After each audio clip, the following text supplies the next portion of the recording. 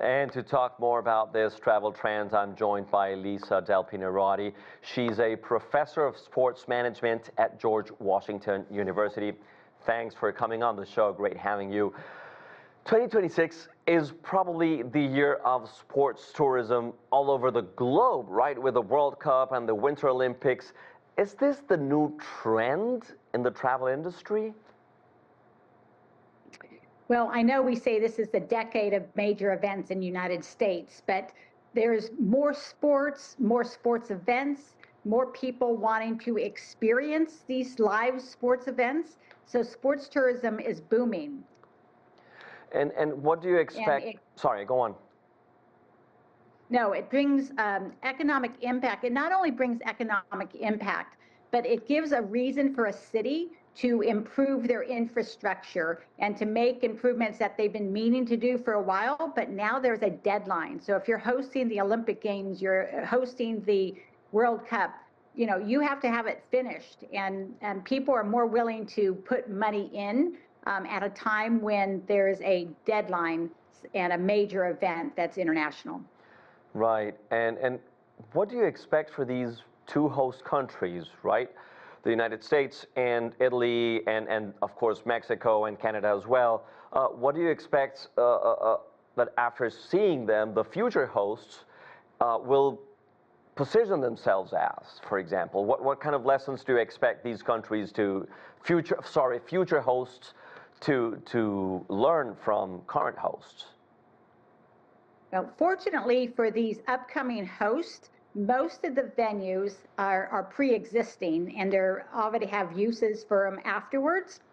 So there's only one new facility in Milan, a new ice venue. And they're going to do concerts and other things like that. So the old model where they build it and see what they can get with it, this new model is let's think how we can use existing models. The speed skating one is really a temporary within another infrastructure. They did spend a lot of money on the bob and luge and ski jumping, which they're hoping to then be able to host other major World Cups. But those two are a little bit more difficult to bring a lot of people and to have an ongoing use because of the small population that does those sports. Yeah, this is a huge question, and the Winter Olympics are the most spread out games in modern memory, right? The two primary competition sites are the city of Milan and Cortina d'Ampezzo, as you just mentioned, a winter resort in the Dolomites. It can't go without mentioning that the North American hosted World Cup has 16 cities across 3 countries, right? How will this look financially for these countries with the massively spread out events, both of them? I'll start with Italy. I'm heading over there in less than 2 weeks. And so we decided that I'm taking 28 students. We'll stay primarily in Milan, but then a few of us are going up to the mountains. There's very limited hotel space up in the mountains. Yeah. So need a lot of tourists, and there's limited tickets also in the winter in the outside venues. So I think a majority of the people will be staying in Milan. In United States, with 16 cities and 3 countries, people are choosing whether they go to the West Coast and they do a run from Canada, Vancouver down to San Francisco and maybe even Los Angeles, or they're going to be on the East Coast and do a run from Boston down to Philly.